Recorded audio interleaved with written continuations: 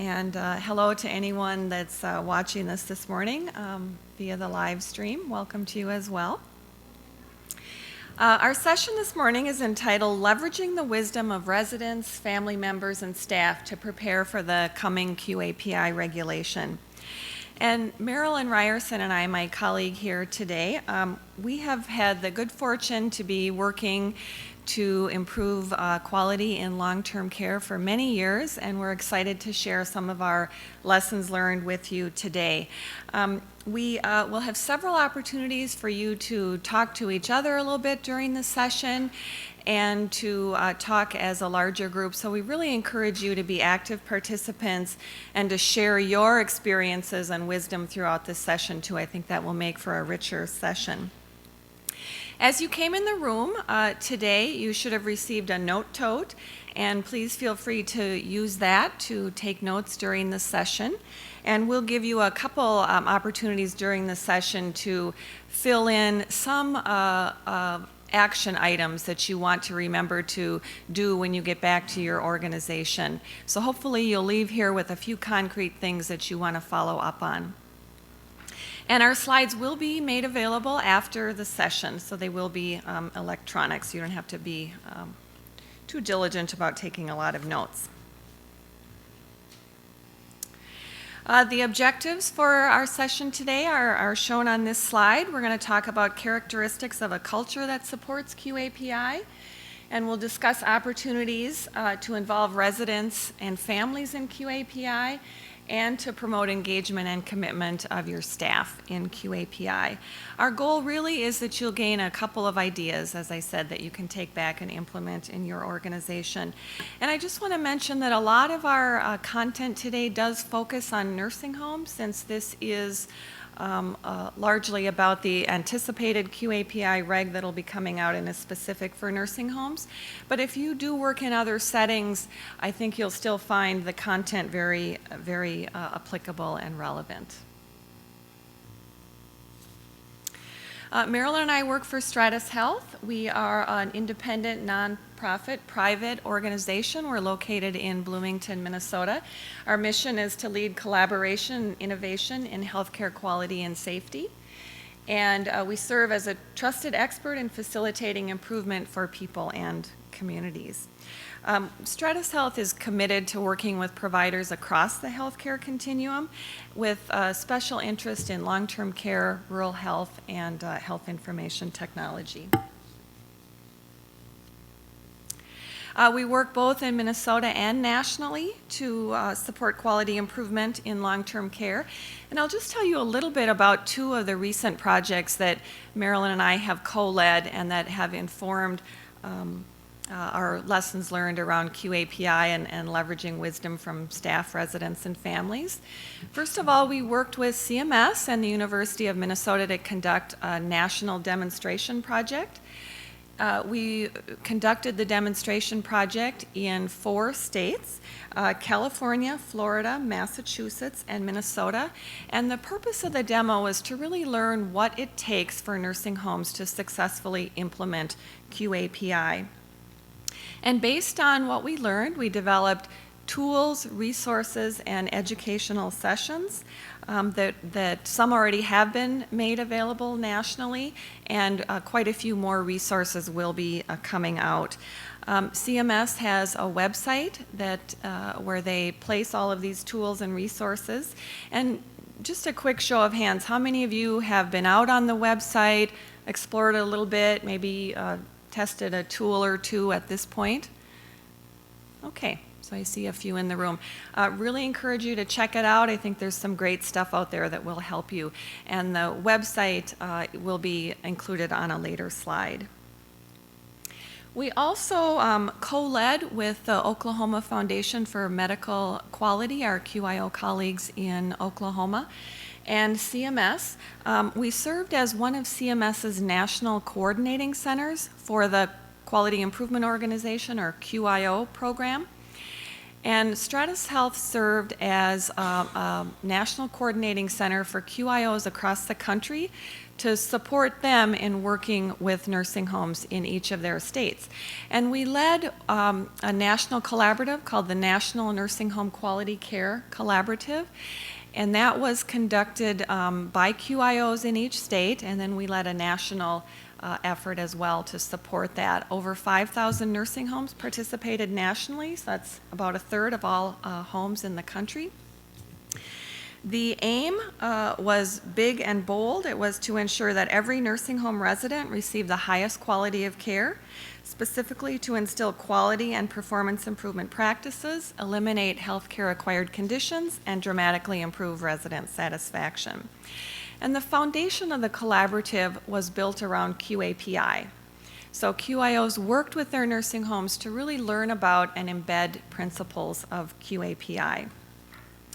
Prior to the start of the collaborative, we conducted a best practices study in high-performing nursing homes across the country. We visited 5 different states and did intensive site visits at 10 nursing homes.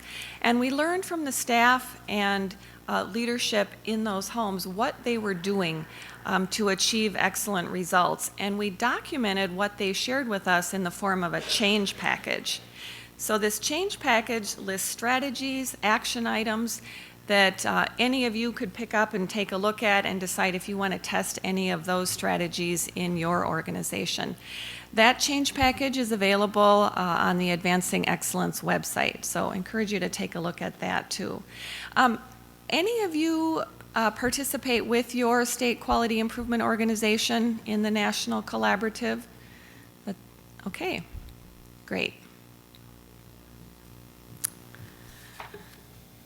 All right, we want to just give you a minute to turn to someone close to you and introduce yourself and talk about where you think you are personally right now on the QAPI journey, and share a little bit about where your organization is at with learning about, preparing for, or implementing QAPI.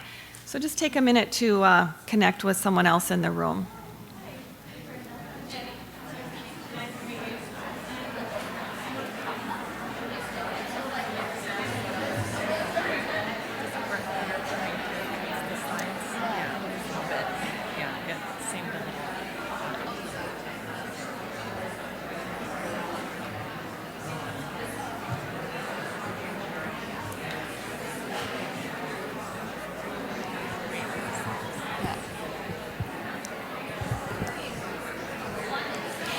Well, let's come back together.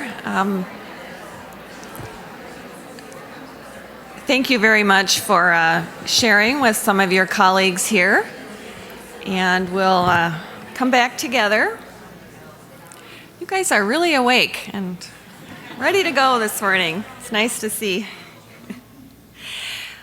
So when you think of where you are personally with QAPI, I'm going to ask for a show of hands for 3 different options. And the different options are you would consider yourself a beginner, just learning about QAPI. The second option would be more of an intermediate level. You're well on your way, but still have more to learn. And then the final one is you have a lot of expertise in this area and really could be up here, with us, or you already are teaching others about QAPI. So how many of you would say you fall in the beginner category with QAPI? Okay, and how many intermediate? All right, and how many of you consider yourself, working in QI or pretty knowledgeable and are in fact teaching? Okay, great, so a few of you. So about half and half, beginner, intermediate, and then about 3 or 4, I think, saw experts. So please participate in the session. Anytime we say anything that triggers a thought or a question for you, raise your hand. I'd like to keep this informal and would love to hear from you.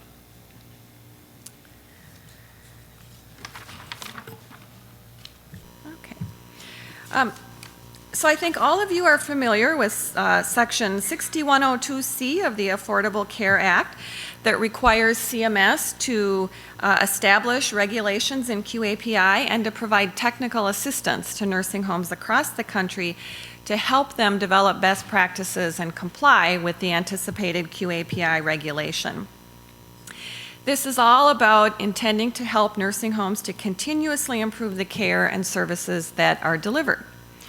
Now, CMS does not have a timeline for publication for the proposed or final QAPI regulation, but it will be published as a proposed rule, and everyone will have the ability to comment on it before that rule is finalized. You can track the progress of the proposed rule on the Unified Agenda, which is on reginfo.gov. And when I looked at it yesterday, it still said the expected rule was for May of 2014, so it hasn't been updated recently. But just know that CMS does not have a timeline, but as far as we know, they do still expect to eventually publish the rule. And we don't know what it'll say yet, so that is not clear. We do not know what exactly the regulation will specify. So what is QAPI, just to get us all on the same page? It is the coordinated application of these two mutually reinforcing aspects of a quality management system. QAPI takes a systematic, comprehensive, and data-driven approach to maintaining and improving quality and safety in nursing homes. It involves all caregivers in practical and creative problem solving. So QA, all of you are familiar with. It's the specification of standards for quality, and then it's having a process to ensure that you are meeting those acceptable levels of performance. Performance improvement, also called quality improvement, is a continuous study of processes with the intent to keep improving your services or outcomes and prevent or decrease the likelihood of problems or complications. So it aims to continuously improve processes and outcomes, and it can make good quality even better. So quality assurance remains very important. Performance improvement will be added to that requirement. So a couple of the key messages that we learned from the demonstration homes and from the national collaborative homes were that they were much more successful if they did not view QAPI as a program or a separate project or a department, with being only the responsibility of a very few number of people. They were much more successful if they saw QAPI as a way of doing their work or how they do their work. It's really a method for approaching problem solving and decision making. So it changes the way you act on an everyday basis. They were much more successful if leaders and staff understood QAPI and embedded those practices in their daily work and didn't just assign it to one or two people. We also have observed that the demo homes and the national collaborative homes were more successful if they really had an understanding of systems and systems thinking and made changes at the system level that were really more sustainable. QAPI also can serve as a foundation for person-centered care. It can help you be more systematic about making improvements in care and quality of life, helping you to prioritize opportunities and demonstrate the value of changes made. I think that's one of the best things about using QAPI when you're implementing culture change or person-centered care is to bring in more of that data and feedback piece. So totally compatible with person-centered care. Now, most of you are probably familiar with the 5 elements of QAPI.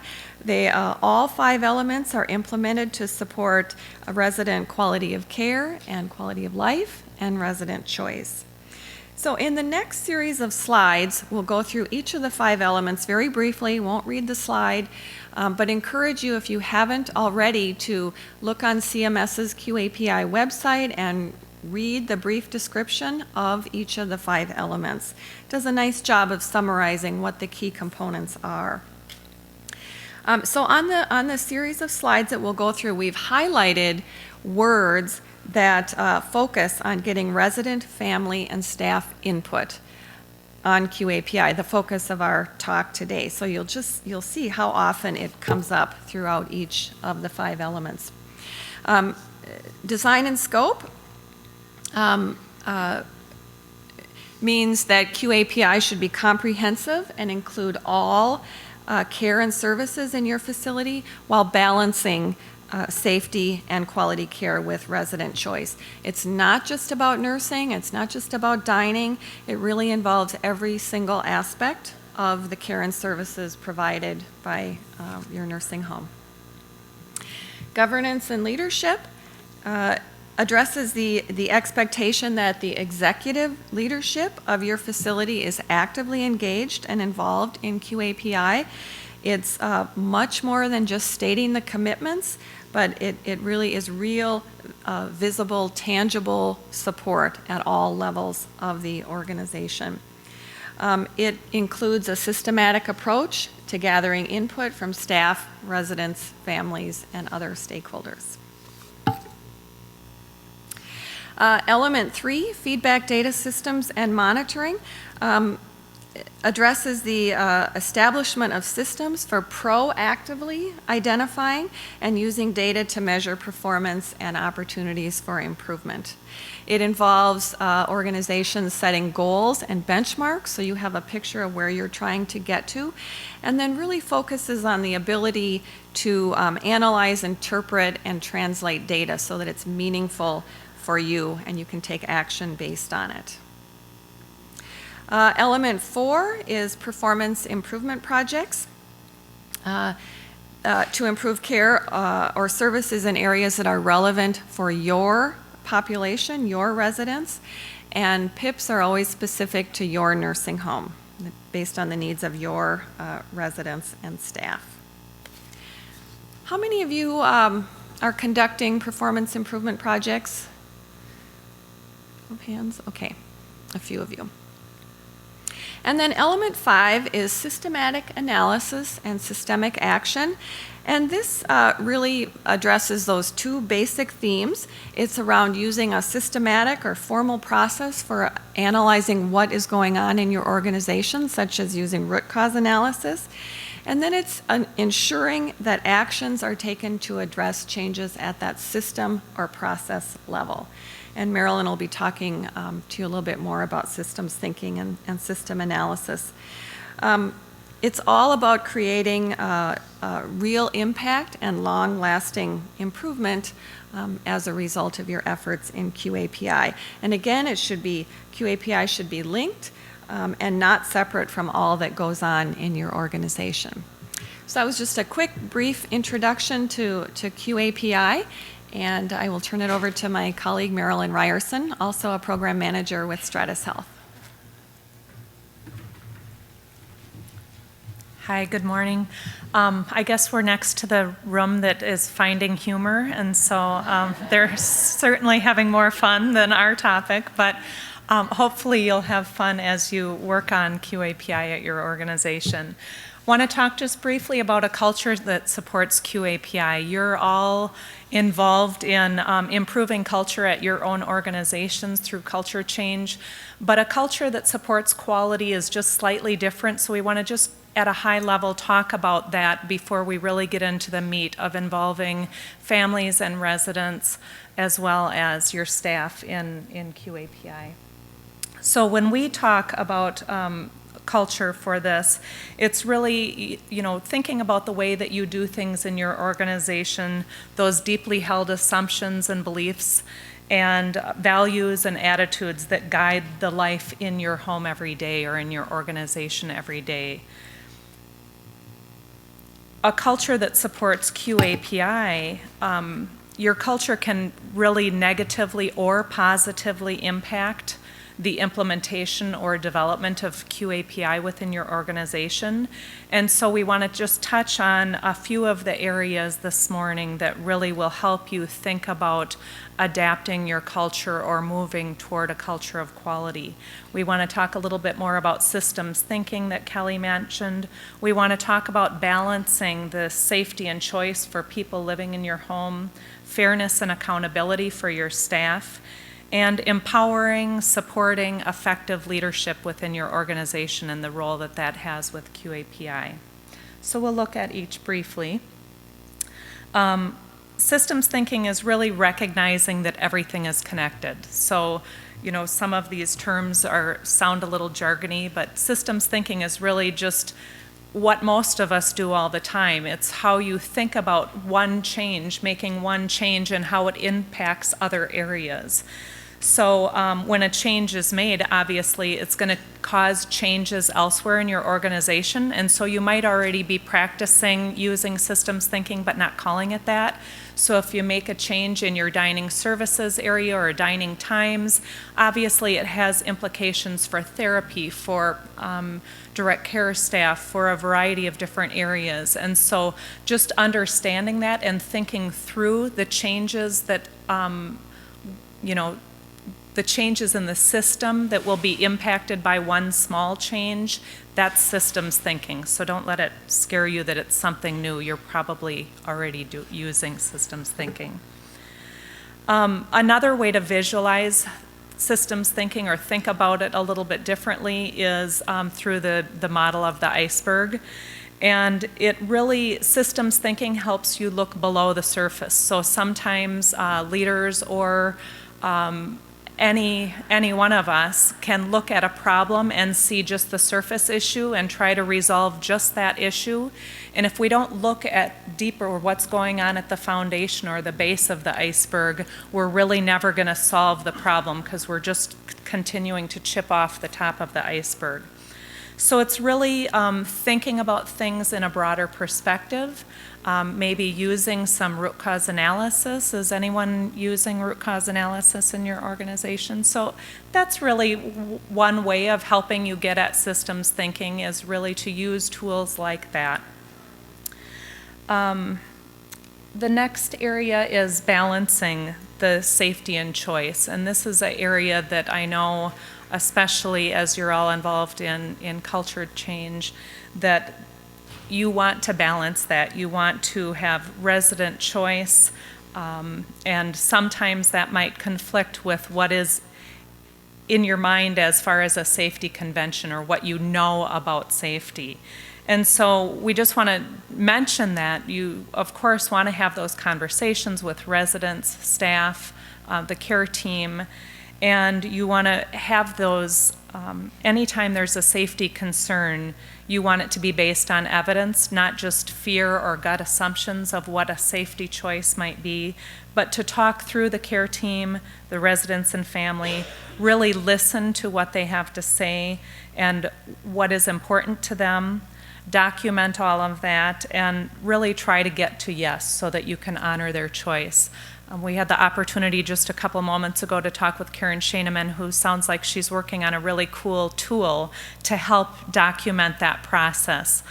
But right now we want to share a little short video with you that is a video called Welcome Home. It's available through Purim Living in Minnesota. It talks, it's a little snippet, the whole video is about their transformation, but the clip exemplifies the concept of making decisions together with staff, residents, and their families.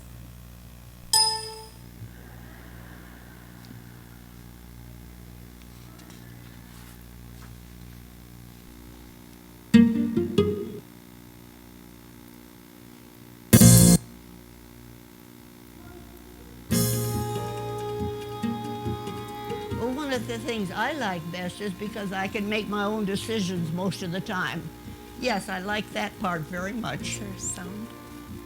In our efforts to keep people safe and to keep them secure and to keep them well cared for, in some ways we inadvertently took their life away because we did everything for them.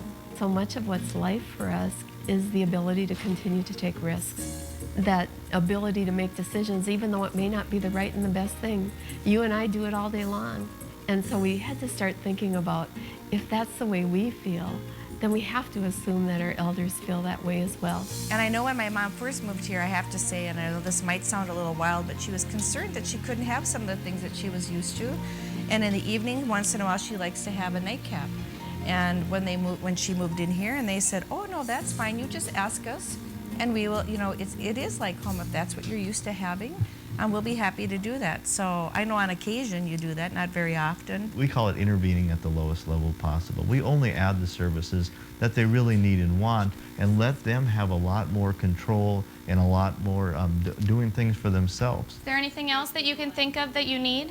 The nurses never did that before. We just went down the hall with our cart, and the whole focus was medical. Now the focus is more on their quality of life. Thanks, Gladys. We let them decide what they want to do. If they don't want to get up at 8, they want to get up at 10, we let them sleep until 10. Well, it is great that they have a choice, they can sleep as late as they want, so it's just better than home.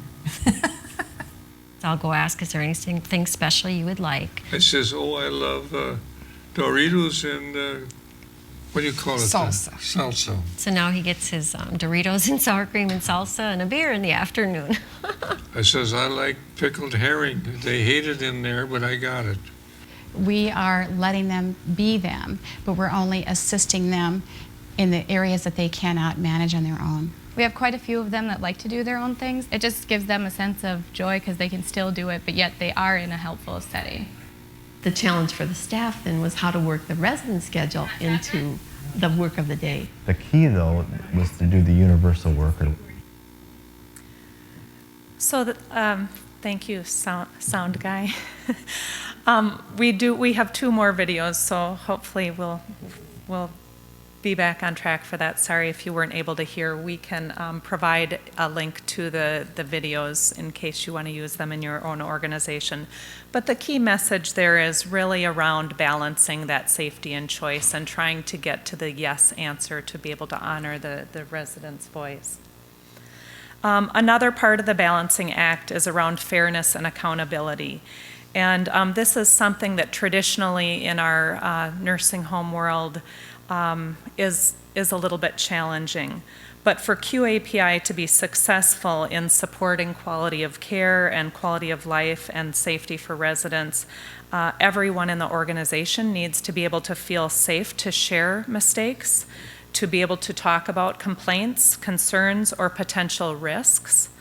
And feeling safe really means not fearing punishment for identifying any problem or admitting a mistake.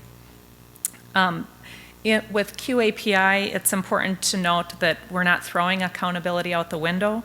People are accountable for their actions, but not for errors that are a result of systems problems. So some examples would be, in your personal life, you might remember the evolution of ATMs over the years. You used to put your card into the machine would take it, give you your money, give you your receipt. The card was the last thing to come out, and many people walked away from the machine without grabbing their card back. And so they've actually taken that human factor out of that to try to make it not the person's fault that they walked away without their card. When we think about it in our everyday practice in nursing homes, we think about things like med errors. Are there specific kinds of med errors that are happening routinely? And what are the issues related to those? Are there dosages that are incorrect or more meds available than appropriate to give? What are some of the other systems factors that can come into play? And around transfer, if you have a 2-person assist where a person needs 2 people to help them, do you have a staffing model that actually has staff available to assist? Or do you put people in an uncomfortable position where they feel like they immediately need to transfer without having to wait for someone? So those are some examples of starting to think about things when you think about balancing that fairness and accountability and trying to take it away from blaming a person but looking at the system. So I'm not sure how many of you are familiar with the Nursing Home Survey on Patient Safety Culture. It's from the Agency for Healthcare Research and Quality. Okay, a couple. It is specifically designed to measure the culture of resident safety in nursing homes from a staff perspective. And it shows that one of the areas that has the most opportunity for improvement is the non-punitive response to mistakes, which maybe isn't a surprise for a lot of us.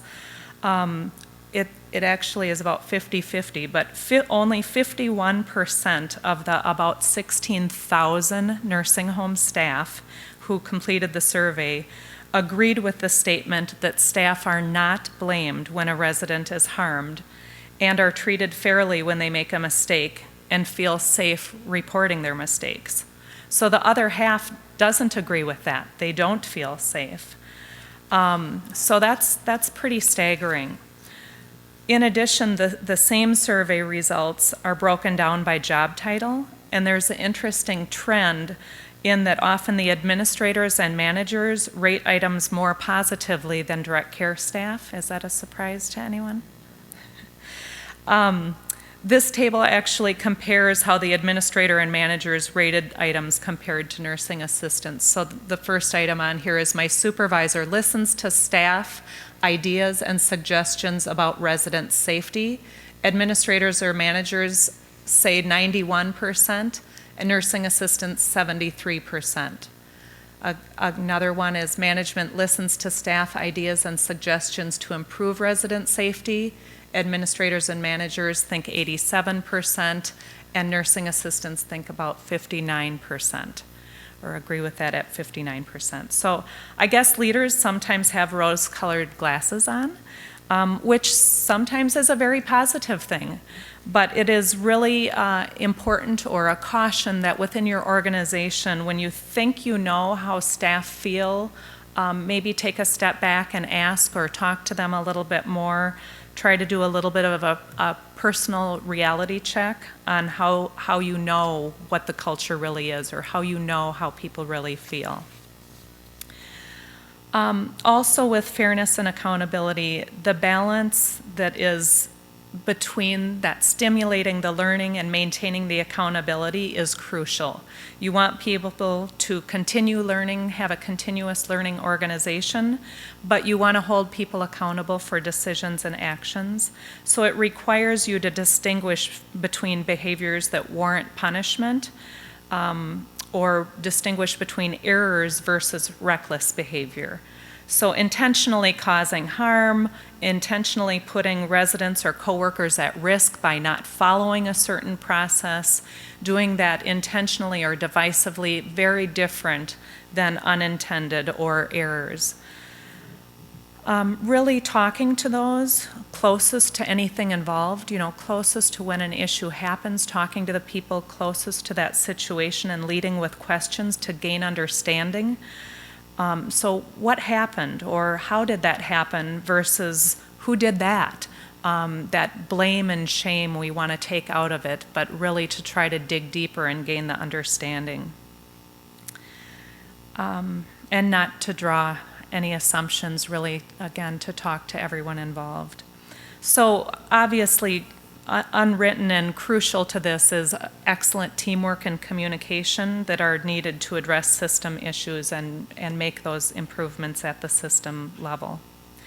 So where do you start? On your culture, we heard from the homes that were participating in the demonstration that where they felt it was most appropriate to start was thinking about leadership for QAPI. And when we talk about leadership for QAPI, we're not just talking about the administrator, we're not really talking about organizational leaders, we're talking about leaders who can help drive the QAPI within your organization. One way to do that is for a team to sit down and assess your current state of QAPI. Kelly mentioned the website in your note tote. Did everyone get one of these? If you didn't, will you raise your hand and we'll run some more around? But just keep your hand up so we can see where you're at. But in the section that says look up later, we included the website where it lists where the tools and resources are currently available that CMS has released. And one of the things in there is an assessment tool that helps you get sort of a snapshot in time of where your organization currently is in preparedness for QAPI. And what you'll find, you know, some of you might be thinking, well, if the reg isn't out, how can you assess and how will we know if that's on track? But a lot of it is, you know, don't wait for the reg. As you'll start looking at the things on the assessment tool, they're really things that are the right thing to do to improve performance improvement in your own organization. And in the demonstration homes, of the 17 homes that participated in that, one of the questions we asked at the very end is, so now that the demonstration is over, do you think that you'll continue preparing for QAPI, or are you going to wait for the reg to come out? And all of them said, we're absolutely going to keep preparing. Waiting for the reg to come out really will put you behind in your preparation. The demonstration was 2 years long, and many of the homes felt like they needed continued improvement. So it really should be viewed, again, as Kelly said, not a program, but a path to continuous improvement for your organization. So another thing that you can do is to stop listening to gut reactions on things, or supplement your gut reactions with data. Really try to look for data to help you drive improvement within your organization. And really start thinking about leading with questions, not the who did that, but how did that happen? Looking at those systems issues, and then following through on concerns that you hear, following through on data that is showing you a red flag or an area that is in need of additional attention. So at this time, what we'd like you to do is just maybe take 2 minutes to think about what you would do to improve your culture to prepare for QAPI. Make a couple notes, or a couple notes for yourself in your note tote. And then we're going to move on to the next section. So we'll give you about 2 minutes.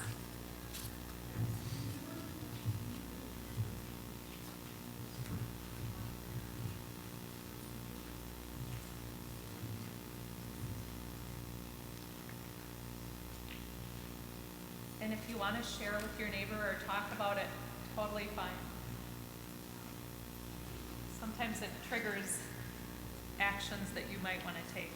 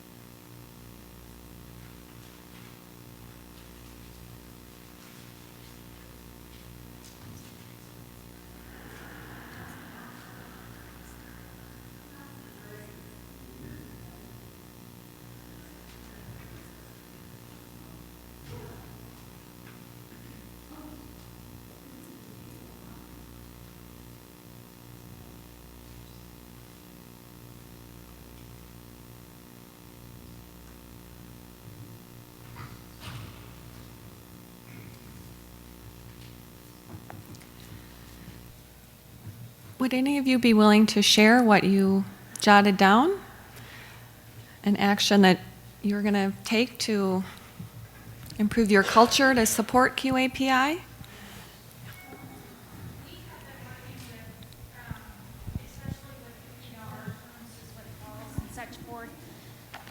We've been really working on not trying to accuse somebody of doing something wrong, but trying to get to the core of what really caused that accident.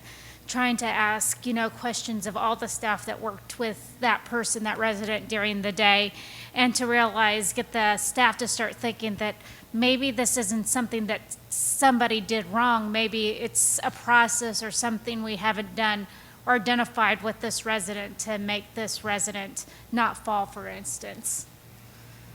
Beautifully said, thank you. That will go a long way in helping you build a culture of QAPI to really drill down, look at what's going on in your systems and processes, and not just fixing the tip of the iceberg.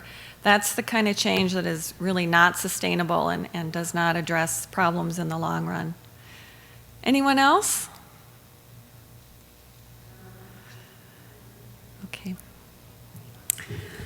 All right, well, we will continue on and talk a little bit more about resident and family engagement and quality and safety. And I'm sure you're aware that there is a lot of focus across a whole variety of settings right now on actively involving patients and residents in their care. This is one of the strategies to achieve CMS's triple aim of improved health outcomes, better care, and lower costs. And there are many aspects to patient engagement. I'm using the terms patient and resident interchangeably here. Some of the national models are still calling it patient engagement, but the principles apply to those living in nursing homes as well. So there's many aspects and there's different layers and levels to patient engagement. So we wanted to take a few minutes to share one framework to consider those different levels of engagement and to help you maybe think about how you describe what you currently do, and then look at some areas where you might be able to enhance your resident and family engagement to enhance quality.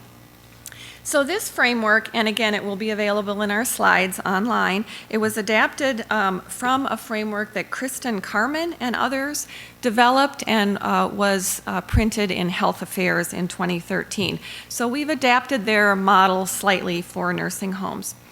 I think this might be a little bit hard for you to see in the room and not sure about the folks on live streaming, so I'll try to talk you through it a little bit. The table lists down the left-hand column different levels of engagement. So there's direct care, so engaging residents and families at the direct care level. Then in organizational design and governance. And then finally at the policy-making level. We won't focus on a lot on the policy-making level today, although the anticipated QAPI regulation is a great example of a policy to support resident engagement. So then as you move across each row in the table or in the framework, movement to the right denotes increasing resident and family participation and collaboration. So let's just take a look at the top row. If you look at direct care, the lowest level of engagement would be consultation, and an example of that would be residents receiving information. The next level of engagement, which would be involvement, residents would be asked about their preferences, and then finally, to support true partnership and shared leadership, decisions would be made based on resident preferences, taking into account evidence and clinical judgment, that is helping the resident to make an informed choice. And as you well know, a lot of this is even regulated in long-term care, but not so much in other settings. The second level of engagement, organizational design and governance, is what we typically focus on more when we think about QAPI at the organization level. So the lowest level of engagement at that organizational design and governance. An example would be that the organization surveys residents about their preferences. And the next level, involvement, would include the organization involving residents as advisors or council or committee members. And then the highest level of participation and coordination would actually be having residents co-lead quality or safety committees. How many of you right now have residents serving as advisors or members on councils, task forces, committees related to quality in your organization? Okay, see about 5 or 6 hands. Do any of you have residents in co-leadership roles on any of those committees? You do. Would you mind saying just a little bit more about what that looks like? We'll bring you the mic so that the folks on live streaming can hear too. Hi, we're from Ontario, and so we're the Ontario Association of Residents Councils, and yes, we do have residents on those and developing policies and actually choosing some of the quality improvement areas, what's important to a resident, so it's not just falls and pressure ulcers and things that other folks think are important, but things that residents think are important. Great, thank you. Anyone else would like to share a little bit about how you have your residents participating in quality committees? Anyone else willing to give an example? Okay. Almost thought you wanted to talk back there, but you were wiping. Okay, well, I hope you find this framework helpful to think about how you're engaging residents and families to enhance quality in your organizations. And we'll continue to talk about more specific examples of each of these. And we'll come back to the model with more examples, but wanted to step back a little bit and think about, you know, why do we want to engage residents and families in quality activities? And obviously, I think we're preaching to the choir here, any of you that show up for the 8 o'clock session. But it really is a sound practice, a sound business practice to seek out and respond to the voice of the customer. There is a growing body of evidence that studies that have looked and demonstrated that when people are more actively involved in their healthcare experience, they actually have better health outcomes and incur lower costs. So that's one of the reasons CMS is really focusing on this strategy. The Baldrige Healthcare Criteria has a customer focus category. Really looks at how you build in the voice of your customer, how you gather that information, and how you use it to improve and to continue to identify opportunities for improvement and innovation. Team Steps is an evidence-based program of strategies and tools that are proven to optimize team performance and safety in healthcare and other organizations. And there's a strong focus on that in listening to the customer. Are any of you using any of the tools from Team Steps? SBAR, huddles? Okay, a number of you are. Another resource I encourage you to check out and learn a little bit more about if you're not familiar with Team Steps. You can Google it. There's a special program for long-term care, Team Steps. So jot that down in your note tote if it's something of interest to you. The Partnership for Patients focuses on patient engagement. Talk a little bit more about that on the next slide. And there are numerous regulations, as I mentioned, that support resident and family engagement. And then, of course, another reason is the anticipated QAPI regulation. So the Partnership for Patients, this is a CMS-led public-private partnership working to improve quality, safety, and affordability of healthcare. And one of the key components is patient and family engagement. So CMS, again, is really focusing on this. And in some ways, I think nursing homes are maybe even ahead of the curve in this area than, say, for example, in hospitals or other settings. I think we're making some nice strides and have over the years in patient and family engagement, but we can do better. There are some really nice resources on this site for helping engage residents and families at the direct care level and at the design and governance level that we just talked about on the framework. So another site for you to check out if you're interested.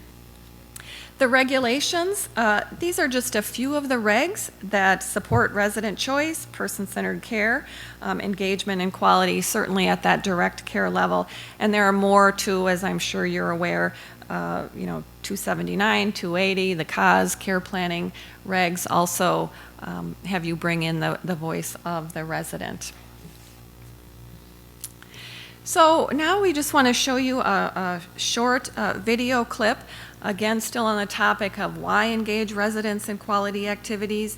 I mean, it's really to understand their fears and needs so that we can address these at the systems level in our organization so that we don't have to be afraid going forward if we need nursing home care. So this is a short video of Don Berwick.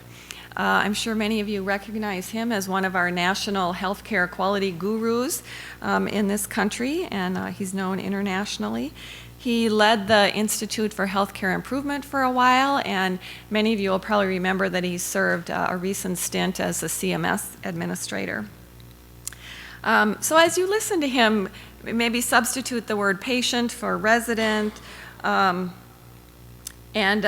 think about the nursing home setting as opposed to the hospital setting that he's speaking specifically to. But so much of what he says applies. So take a listen to this video.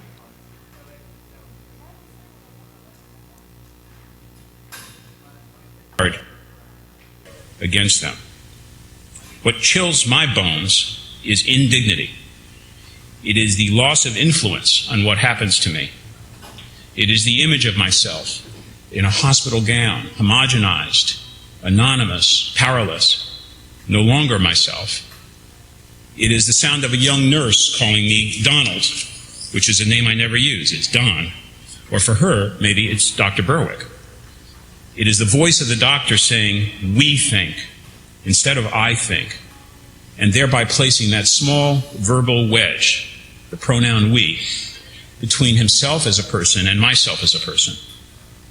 It is the clerk who tells my wife or my son to leave my room, or me to leave their room, without asking if we want to be apart. A close friend called a clinic for her mammogram report, and she was told, "You have to come here. We don't give that information out on the phone." She said, "It's okay, you can tell me on the phone." And they said, "No, we can't do that." Of course they can do that. They choose not to do that. And their choice trumps her choice, period. That's what scares me.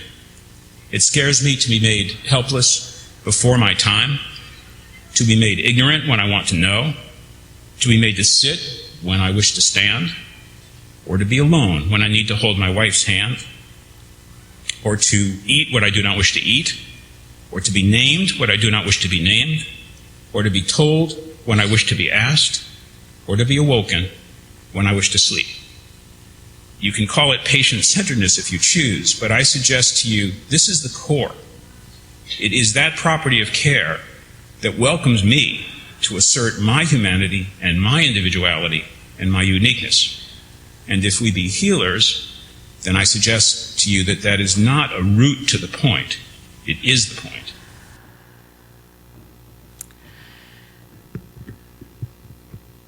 Any reactions to this? Anyone have anything they would like to share?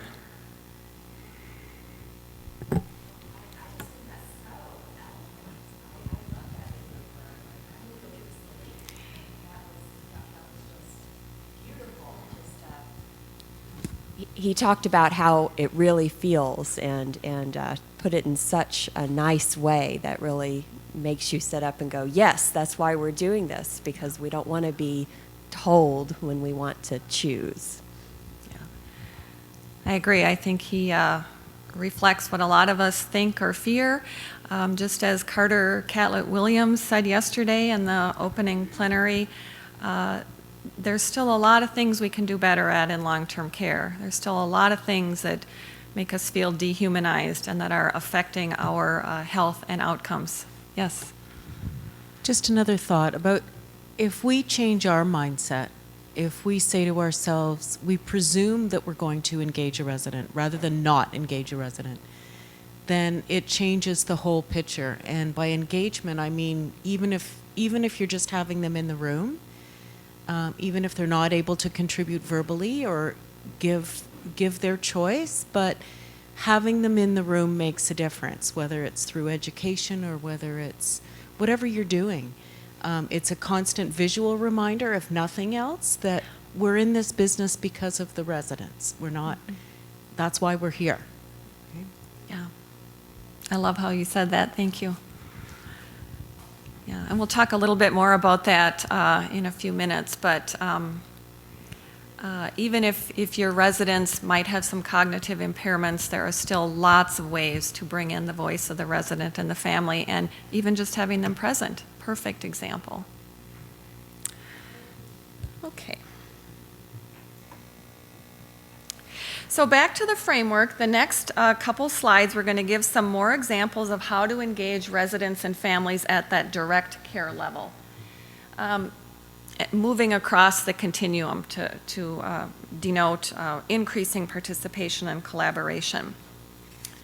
So you can share information about conditions, for example.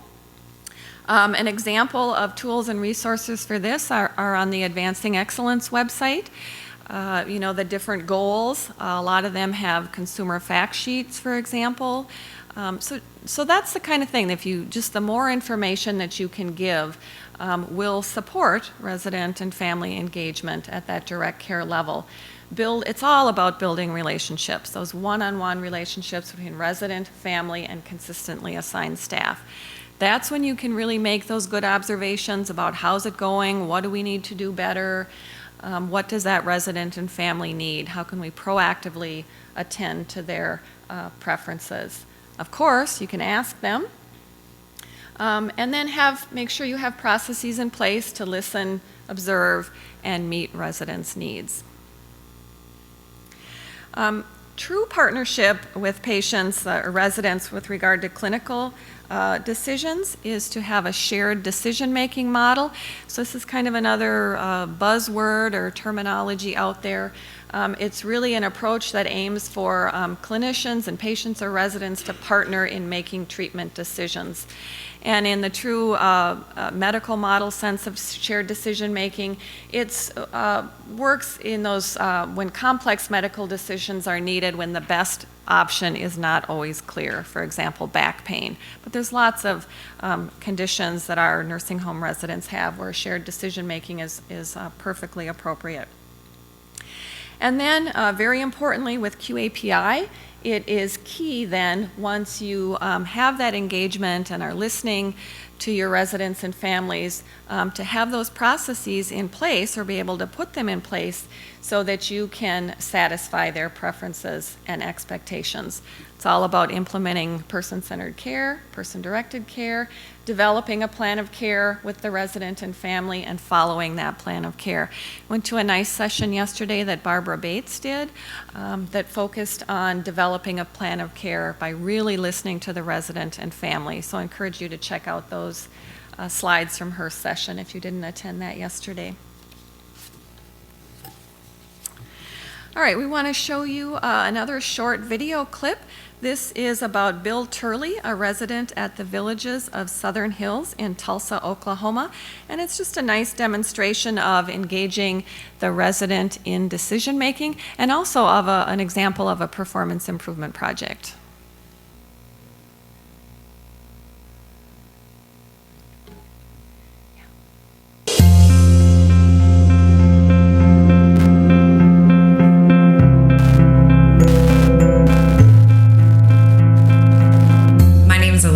And I'm the Director of Nursing here at the Villages at Southern Hills. The most important thing that we found is that a lot of reasons that people are on an antipsychotic in our community is due to lack of knowledge from a previous incident in the past. With a lot of the data and information that's come out now with the dangers of the antipsychotics in this age range, it's been real important for us to go in and identify whether they're actually on the antipsychotic for an appropriate reason, and if they are not on it for an appropriate reason, to start the reduction process. My name is Bill Turley. I live at the Villages at Southern Hills. He was on the antipsychotic for a poor reason that he believed was the right reason to be on the medication, had no idea what the long-term effects of the medication could be. He was very open about it. As we said, he thought he was going to be he was on these medications because of his sleep, not because of anything else. I felt pretty vulnerable when they presented me with the idea. I felt that maybe I would lose ground for my ability to keep my depression under control. I just gained that trust in him, and told him, if I talk to the doctor and we're able to, cut your dosing in half, we can put you on a little mild sleep aid to help make sure that you get your sleep, and I'll check on you in a few days and make sure you're doing okay. And I just followed up with him every 3 or 4 days just to check on him, make sure he was doing fine. We did a second reduction, and I never have seen any behaviors from him at all. And after we described the medication and what they did and what it was about, and he was more than open to giving us a shot to reduce these medications over time. They said, well, just keep us informed daily about what, if you don't sleep or anything. And, so I did, and that's how we worked it out. But luckily I've been able to get off of the Seroquel and retain my sleep, because that's always been a problem, sleeping.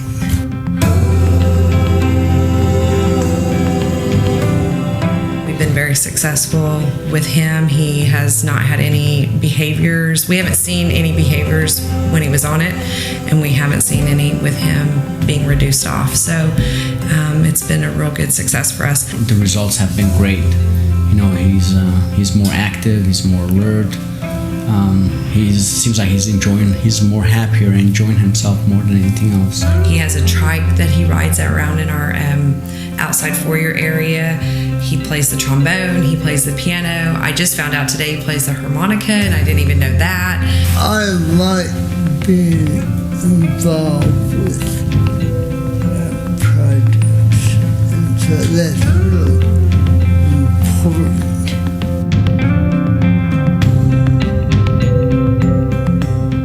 I think involving the family and the patient is the number one thing, because without their permission and without their consent, it wouldn't be appropriate to reduce the medication without them knowing about it. And I think the biggest thing would be the way to approach the patient and the families is just by education. They look to us as healthcare providers to be doing the right thing for their loved one or for themselves if they're their own POA. They look to us to make these decisions for them. They're not reviewing their medications. They don't know what they're on and what the harms could be. That's not their educational level for 95% of them. So my role in this is important because the physicians that see our residents here are so busy and they don't have their medications memorized. But I can so easily access this list of patients that I have here that are on an antipsychotic, and I can individually go with those physicians and work those medications off of their list.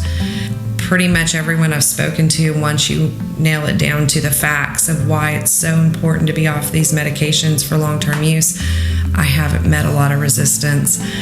Maybe a little concern, and it's just walking them through. It's just from usually lack of knowledge of why we're on the medication and what could potentially happen from being on it versus being off of it. And also the reassurance that if they stop and they start exhibiting behaviors that are dangerous, then we can always restart it, but let's give them a chance to get off of it.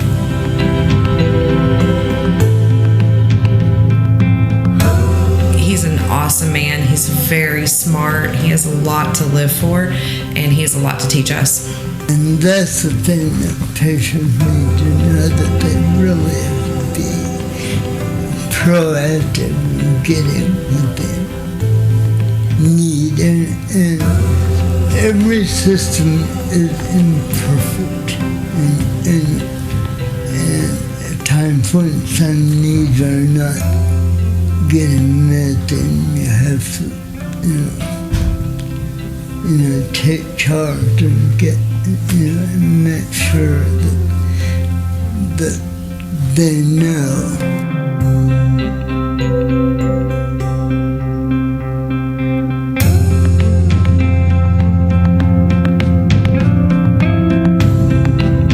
Just in terms of the staff, them allowing me to expand my musical experience has been really key. Any day I can play music with somebody is a good day.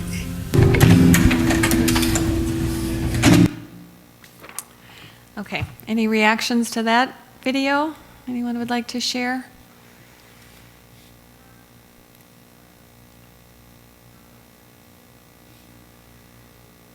Does it sound familiar? Anyone have similar experiences?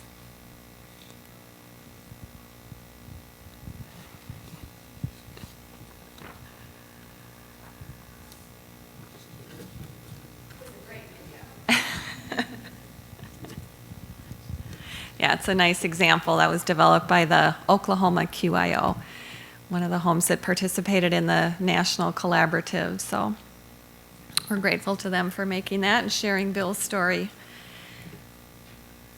Okay, so again, let's now move to the next level on this framework and look at some strategies in the organizational design and governance level to engage residents and families.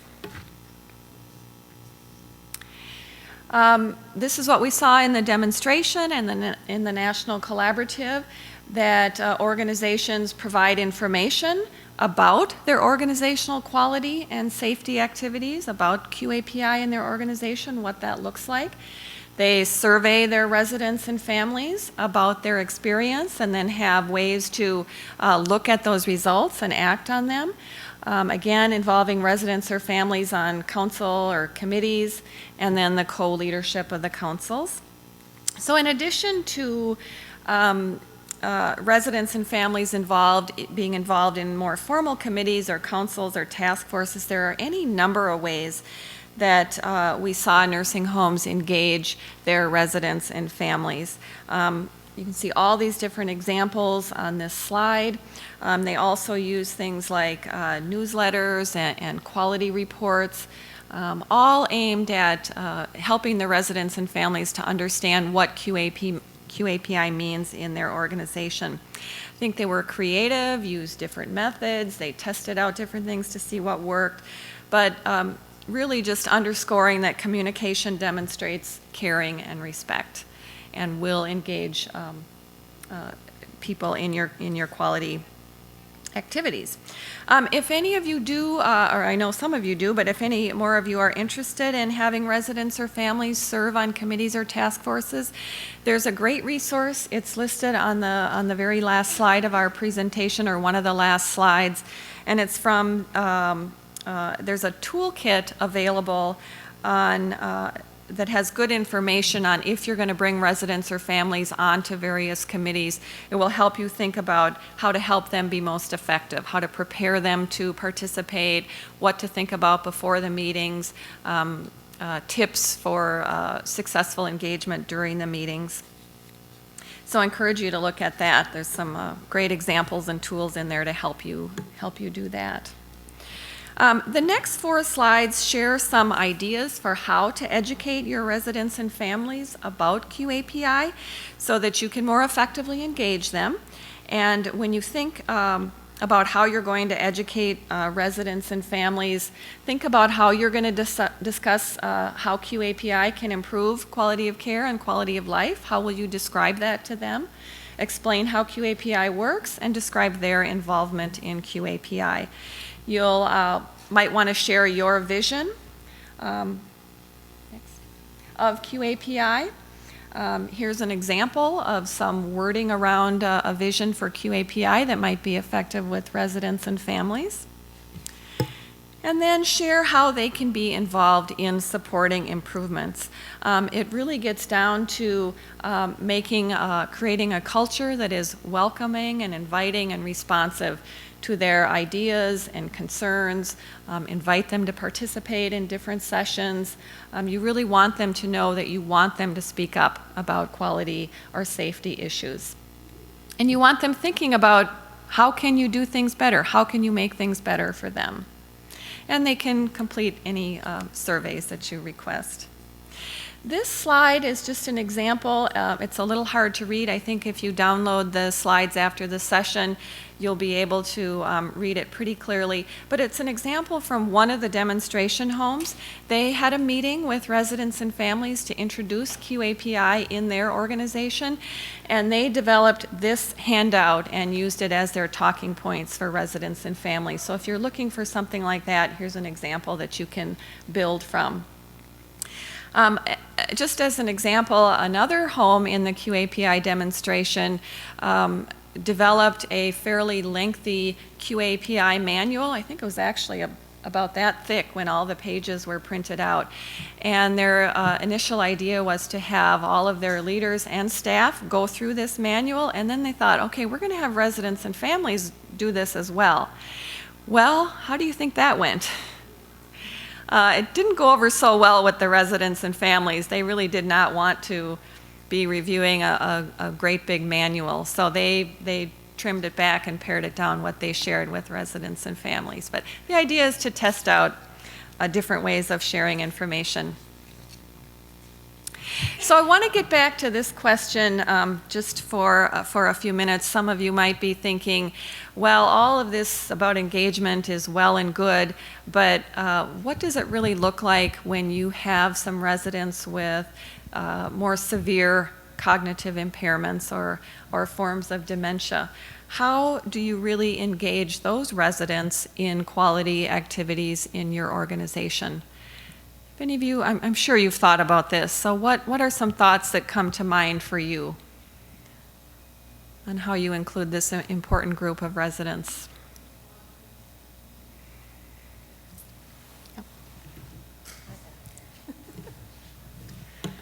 One of the things that we do, and I think a lot of people do, are the life history forms. For our folks with severe dementia, if we've had the privilege of having them as they've gone through this, and we already know a lot about them, we can focus on those things that we know are important to them. We have a woman who's declining and had been pretty much unresponsive for 2 weeks. She just sat almost catatonic. And we had a picnic lunch last week and had an accordion player in that played great music of their time. And she actually reached out her hands to our activities director and swayed back and forth a little bit. And we know that music is very important to her. And we do our best to reach folks where they are with what we know that they liked, but also anything they show an interest in now. They don't always have those same likes or dislikes. They can develop fear of animals when they loved animals. So it's really getting to know based on families' information, based on the staff members' information of what they noticed. Our CNAs, our housekeepers, will say, oh, and they'll come to me and say, I was in so-and-so's room this morning and I said something and she really lit up and then I started talking about it. So we share information to try to find what's going to connect with that resident and then do our best to provide that when we can. Thank you. Really nice examples and important points about people with cognitive impairments and dementia give us feedback every single day throughout the day of how things are going for them, what they like. I mean, that was heartwarming to, reaching out her hands, responding. How clear is that feedback? This is something that's working. And they give us clear feedback when things aren't working, don't they? So this absolutely applies to people with cognitive impairments as well. Yes?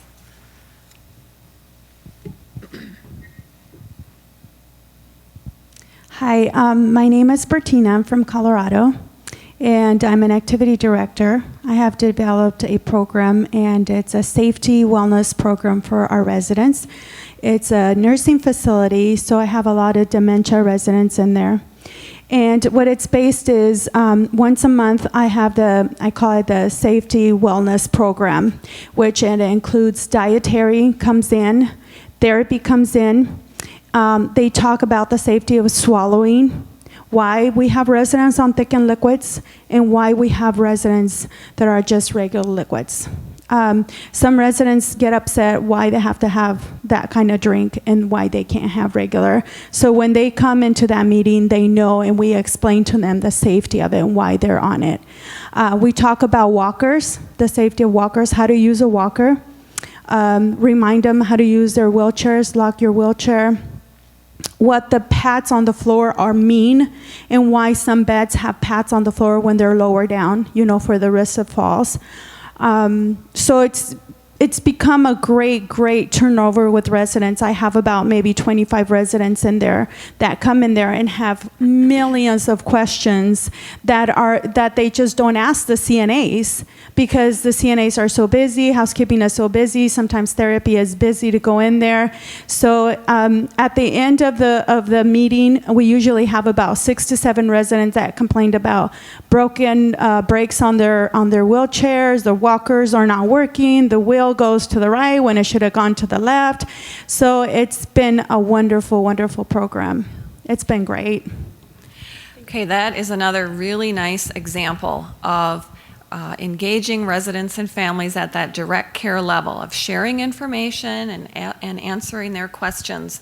So to carry that even further in QAPI then, and to move along the continuum of engagement on the framework, you would want to make sure that you have systems in place, that you gather those types of questions and problems and opportunities, and you can address it on a bigger level.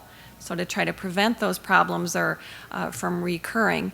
And then also to have systems in place, and I know many of you do this, probably most or all, but you share information, provide information on risks and benefits, but then to move to a higher level, it's talking with them more and using shared decision making, and ultimately going with their preferences, and having processes in place to make sure that you're able to honor their preferences, even if they don't want to, or if they don't want thickened liquids, that you have a process in place to be able to honor that. So thank you for sharing. Really nice example. Okay, so now take 2 minutes, just reflect on this segment of how you engage residents living with, how you engage residents and families in quality or performance improvement in your organization. Think about if anything struck you as a tip or idea that you want to follow up on. Take note of that in your note tote so that you remember it when you get back to everyday life.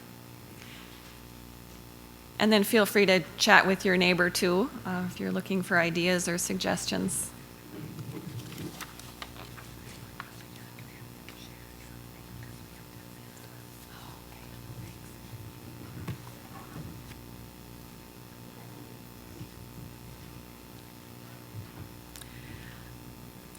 In the interest of time, please keep jotting your ideas, but we're going to keep moving forward. We want to give some time today to also talking about engaging staff in QAPI and what you can start to work toward engagement of all of your staff and what that might look like for QAPI. So we've all been asked for our opinion when it doesn't matter. In this Dilbert cartoon, the guy says, "Before I make my decision, I'd like to ask for your opinions. It's supposed to make you feel, quote unquote, engaged. And you actually plan to listen to us," the other guy says, and he says, "Well, I'm hoping it will look that way on the outside." So it's not very nice to be asked for your opinion when it really doesn't matter, but employee engagement is really about that commitment to be able to express yourself, and hopefully you're being heard. So engagement is a choice. It's more than just good attendance of employees. It's people that are going the extra mile, that really have the best interests of the organization at heart. And when we think about engagement, we try to keep it in context that empowerment is one of the key components of engagement. The more employees have authority to make decisions about the way that they do their own work, the more engaged that they become. So that greater decision-making authority leads to higher levels of engagement. it even can go as, be on really simple things like the supplies or resources that you need to be able to carry out your daily work. If you don't have access to those things, you're certainly not feeling like you're very engaged, because people don't care enough to be able to give you the tools and resources you need to do your job. So empowerment alone doesn't ensure engagement, but we feel like it's an important component, and so wanted to mention it here. So really you have 3 types of employees in your organization. There's a Gallup poll that's done regularly. It's called the State of American Workplace Employee Engagement Insights for U.S. business leaders. It's a report that highlights the findings from this study. And basically they're saying 3 types of employees. It's engaged, non-engaged, and disengaged. Your engaged employees are the really productive, loyal, they want to be there, and whenever you ask them to do something, like do you want to be on an extra committee? They go, oh yeah! They're really excited about it, and they're ready to jump in and help out. The non-engaged employees, I don't know, this term to me didn't really resonate very well, but the definition of the non-engaged employee is that they show up, they do the work, they collect their paycheck. If you ask them to do something, they'll say, okay. But they just kind of drift through their days, and they just sort of are there. So in this study, they're called non-engaged. Then there is the actively disengaged employees, and they really drag down the rest of the people around them. They often have pity parties around some of their complaints, or try to get other people on their pity party. They wallow in their misery and make sure that other people know they're miserable. And when you ask them to be a part of a committee or a part of a team for something, they're like, oh no, here we go again. You guys all went to that Pioneer conference and you're bringing something back for me to do. So you know who they are. The reason that it's important to think about them in the categories is in this Gallup poll, they examined it and made comparisons and connections between employee engagement and 9 different performance outcomes. So for example, customer satisfaction is 10% worse in organizations with disengaged workers compared to engaged workers or more engaged workers. Turnover is 65% worse. Absenteeism is 37% worse. And for healthcare, patient safety or resident safety incidences are 41% higher. But the list goes on. It influences quality, theft, profitability, and productivity. So it's a helpful research study to kind of get you grounded if you feel like engagement of staff isn't all that important, and really, why would we want to further engage them anyway? There are a lot of things that can be done to improve staff engagement. This is a short list. There's actually pretty detailed information in that Gallup study, but listening, obviously we've talked about that a little bit with residents, but certainly with employees. Ask them how they're doing personally and professionally. Try to help remove barriers, and pay attention to factors that influence each individual's satisfaction and engagement. Let them see the big picture. When they know how their piece of the workload fits into the big picture, it will make them feel more engaged and more apt to feel like they're motivated to succeed. Also, don't just have your mission, vision, and values on paper. Really try to make it meaningful for all employees. Help explain to each person how they help you achieve your mission.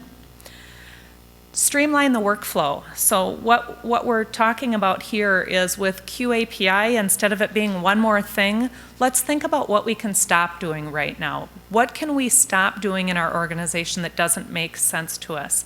Ask employees. I'm sure every one of us could think about one thing that we could stop doing in our day that would help streamline workflow. Support connections, obviously relationships at the heart of everything that we do and think about. Foster a culture of gratitude, celebrating accomplishments, rewarding and recognizing performance. Focus on strengths. Let go of the areas that are always in need of improvement and really build on strengths. It's way more effective to support and recognize strengths than to try to improve weaknesses. And you have a full team of people, so everyone's strengths are a little bit different and can complement each other's. And then invest in your team members, develop staff through training and prepare them for participating in performance improvement projects, cross-training, and things like that. Trying to move along with time. We also, for QAPI, it's important to really engage staff at all levels within the organization to see their role with QAPI, understanding the QAPI basics through ongoing training, and not only training, but opportunities to use those skills, showing them how they can use those skills on a daily basis in their own job. Working on communication and teamwork, identifying opportunities for improvement. They're the eyes and the ears of the organization, so really allowing them to have a voice in identifying opportunities for improvement in addition to residents and families and other data sources that you'll be looking at. And then having them proactively participate in addressing those gaps or process improvements. They'll hopefully be active participant in performance improvement teams. There's many more resources on how to form teams and develop your performance improvement projects on the web, but they'll be hopefully all involved in a PIP at some point in time as appropriate. Use the process tools that are currently available. There's, again, the website is on there and we'll share what tools are currently out there. Develop and implement any improvement activities or corrective plans, and then monitor your effectiveness of interventions. In the demo, we heard from a number of the homes that QAPI isn't going to work if it's top-down, so if only your senior leaders are trained, only the few people are in charge of QAPI, probably not going to be effective. Training and skill building is imperative, and that all levels of the staff must be involved in the improvement efforts, especially the voice of the direct care staff because of their valuable and unique improvement. They're really the ones at the front line that can really help us. They're closest to the residents, so can often help give the resident voice. We won't take time to do the action plan now, given that we have about 1 minute left, so I'll turn it back to Kelly for her speed finish. Just really want to thank you all for being here this morning, participating in this session, but more importantly for all you're doing every day to engage your residents and families and staff and incorporate the voice of the customer. This slide lists some of the key themes in quality improvement that we've talked about today. We know there'll be challenges, but hang in there, keep bringing in those voices and responding to those voices. The next two slides are some resources that we've mentioned, just to take a look at if you're interested. And these are some of the elders and others in our lives that make this all worth it for Marilyn and me to keep working on. Kind of like this cartoon, hope you have the ability to lift up your head and listen when some new ideas are chasing you down. Just a quote from Steve Shields yesterday morning, co-vision with the people that live there, and he implied that work there to create your future. So thank you very much. Enjoy the rest of the conference. Thank you for being here.